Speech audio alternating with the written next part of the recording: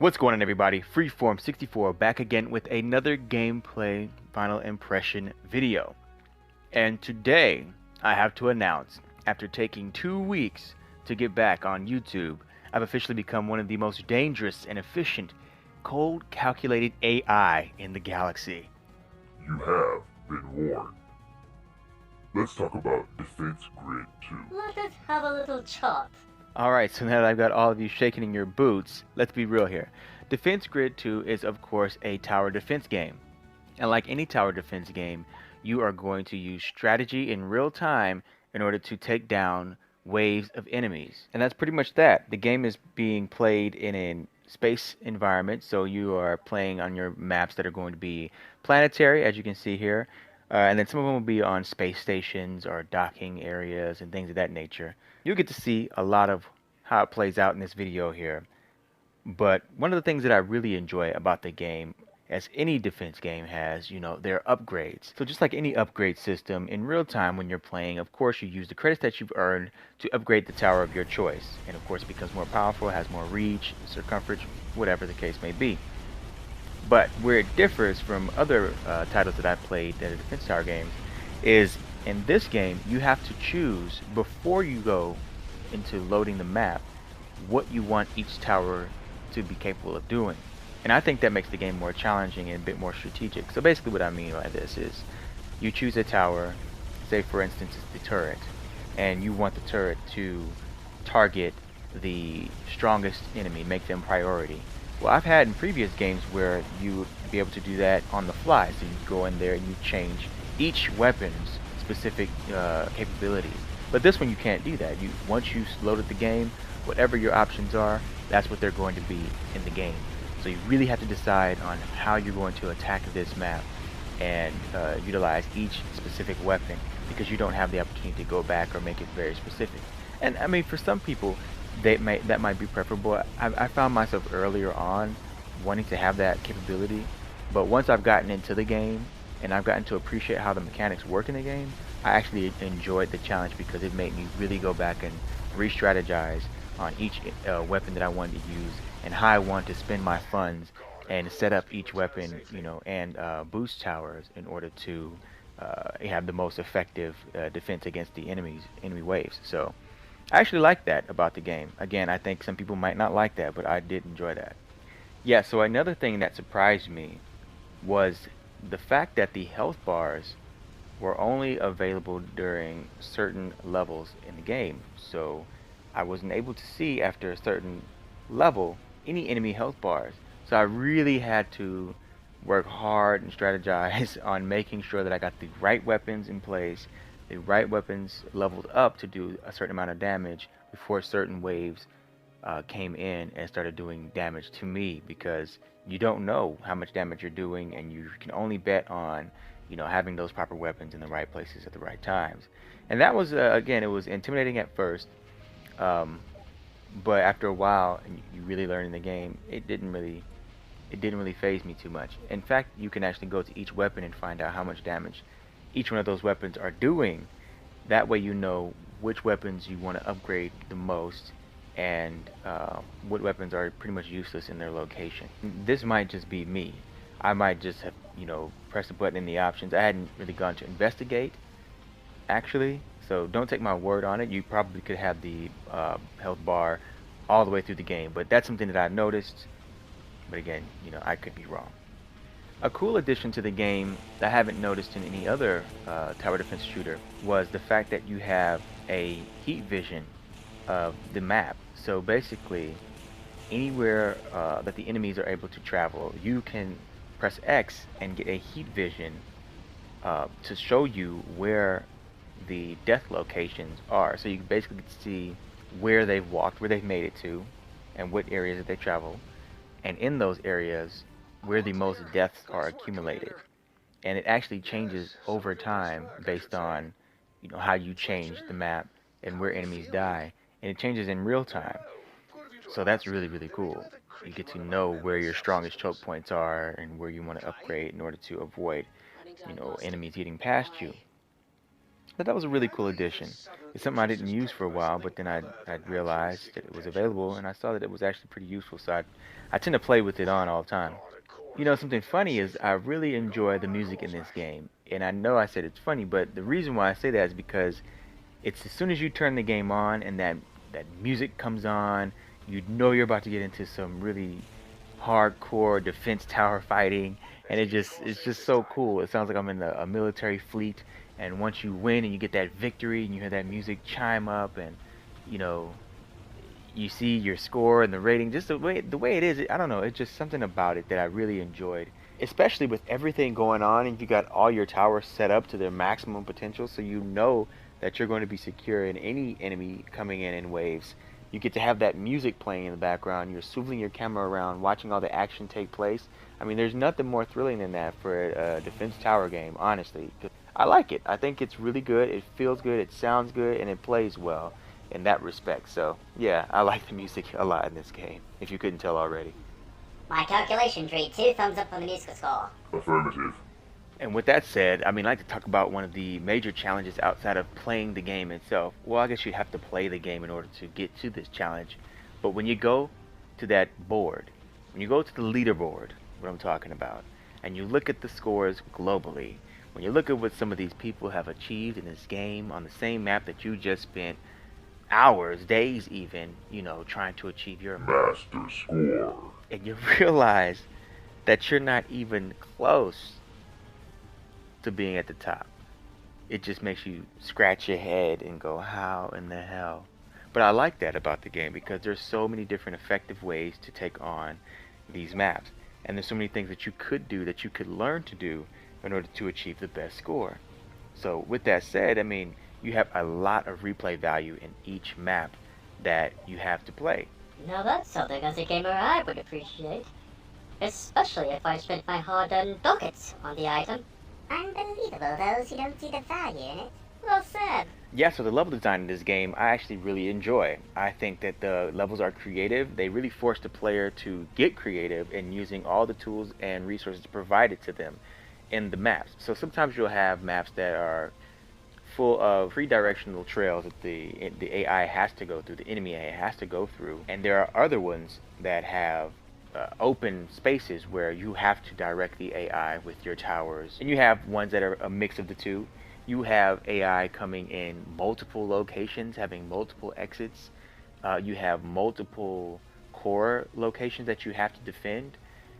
You have different areas of the map where you can raise and lower in order to have a better strategic position on the enemy.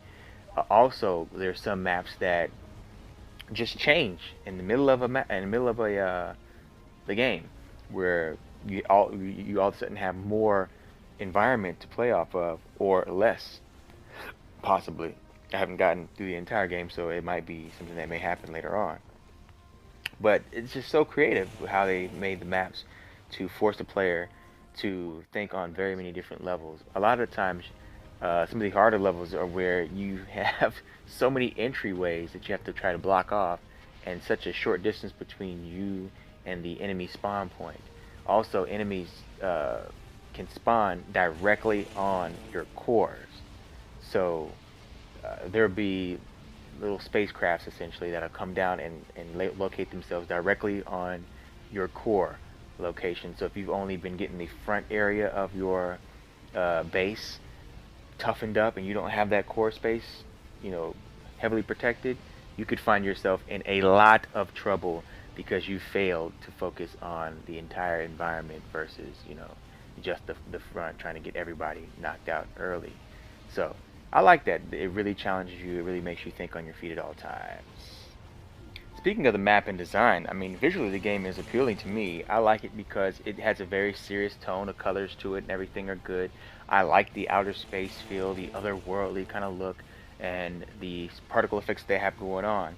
Also the animations. The animations when the weapons are being upgraded and breaking themselves down and building back up in between during that penalty time for doing an upgrade. I like it a lot. It's actually fun and entertaining to watch. And the enemy designs, though they're very simple and they're really small, you can't see them very well. They look good. Everything matches. Everything looks good. It's not too cartoony to where I can't take it too seriously. but then it's not so serious where it's not like I'm playing a video game. I'm just playing some boring simulation. So I like the way the game looks visually and artistically. I think the artist did a really good job at making this game. Does he really believe the artist did a good job? Or is he just saying that? According to my calculations, his sincere judgment readings are off the charts. Whether or not he meant it, I know I look damn good. So the artist did a great job in my opinion. Thank you. So I'm going to wrap this up by saying I really enjoyed the game. I'm currently still playing the game, so I'm still enjoying the game. And I think that this would be a good game for people who like playing board games such as chess or anything that involves strategy. You don't necessarily have to be a video gamer in order to play it. But as a gamer, if you do like real-time strategy, of course, tower defense strategy games, then this will be right at home for you, I believe. You know, it's a game for me that I can pick up, play for a while, and if I do get stuck, put back down and pick up right where I left off again, just like you would play a board game, you know. And it's fun to find myself in the challenge of trying to get those global scores. Even beating my own previous score by just a few hundred is just awesome to achieve. So I like it. I recommend it again, like I said, to anybody, and I think it's worth the amount of money that they're asking for it. So if you like this video, feel free to hit a like, subscribe, and make sure to share this with your friends and leave a comment below. Let me know what you thought of the video, what you think of the game. Until next time, I'm Freeform64, this is PFG, and I'm out. How dare he try to end the video before letting me give my announcement and what I think about the game before he goes. How rude. Well, I certainly agree. Who does this Freeform64 think he is, anyway? The video's not actually over. There's, in fact, several minutes of gameplay footage for the fans to enjoy. Oh, well, in that case, well, let me go ahead and tell you what I thought about my experience. Oh, now, don't you get started. Ladies first. What? Really? You do understand you are both simply AI without gender. Hey, what is going on? Everybody, quiet, please. Well, wasn't he funny, as he said? Trying to help. I'm sure my viewers would like to get to the gameplay. Thank you. Sorry about that, guys. Keep watching.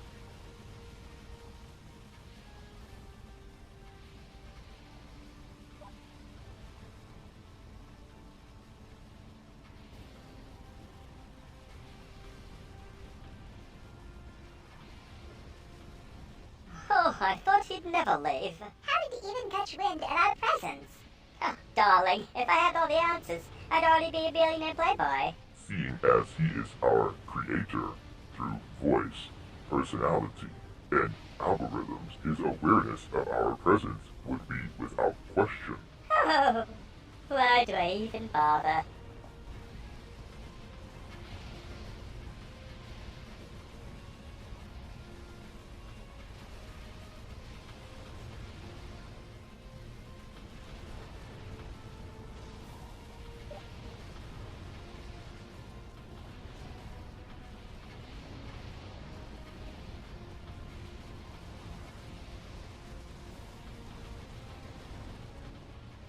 I highly recommend checking out Freeform64's other gameplay videos if you enjoyed this one today. That would be the logical thing to do. Correct, along with clicking the subscribe button.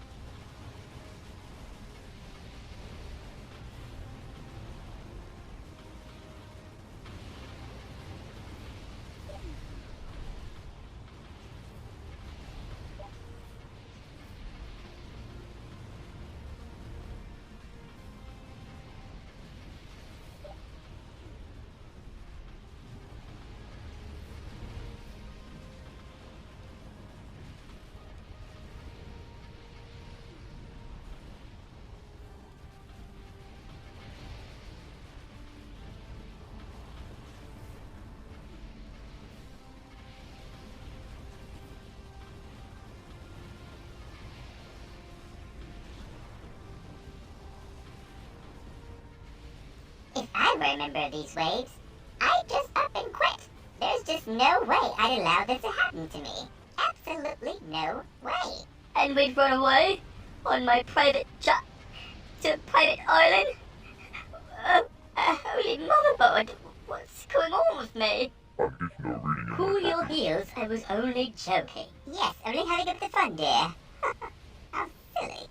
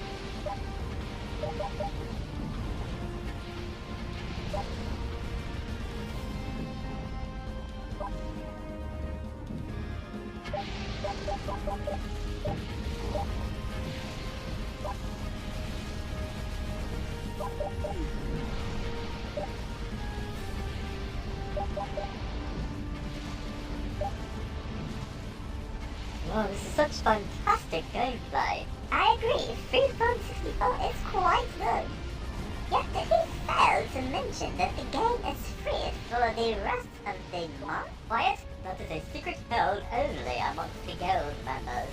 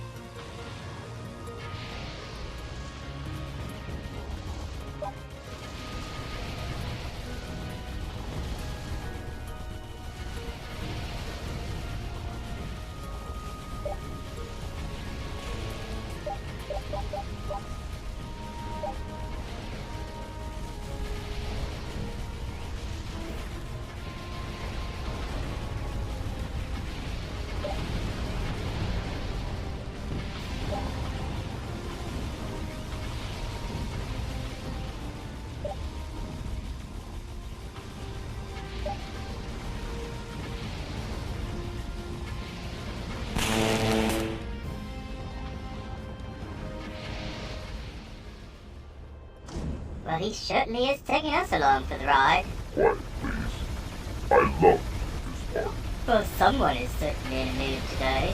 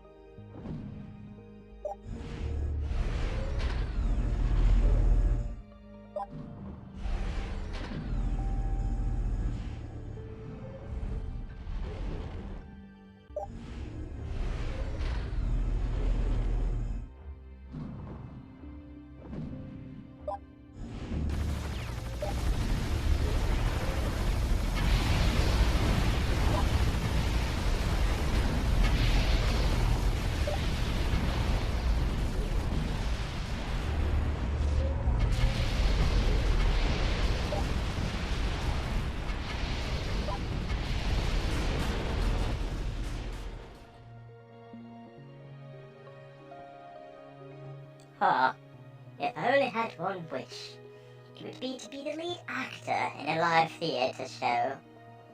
Oh, the beauty, the elegance, the realism. An AI can certainly wish, can't he? My calculations are showing Oh, that... not you again! Stop it already!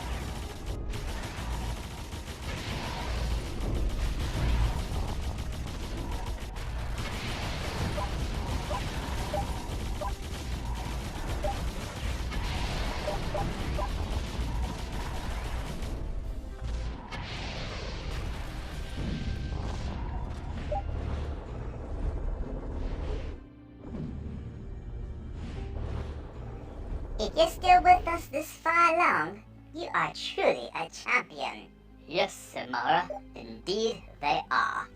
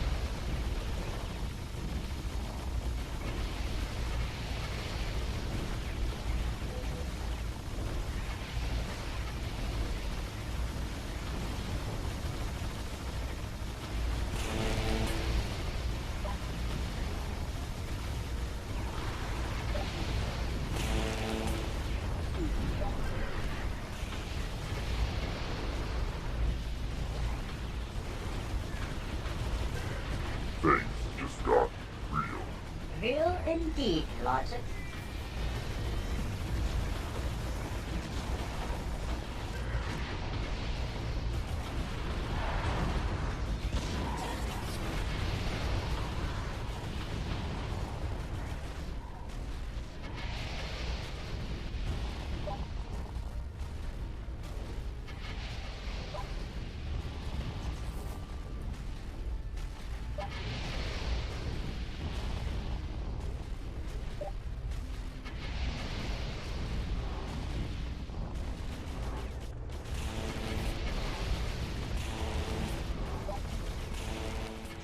Whew, I was frightened by that one. Never give up, my dear. You know what, Freeman? You're right. You are right.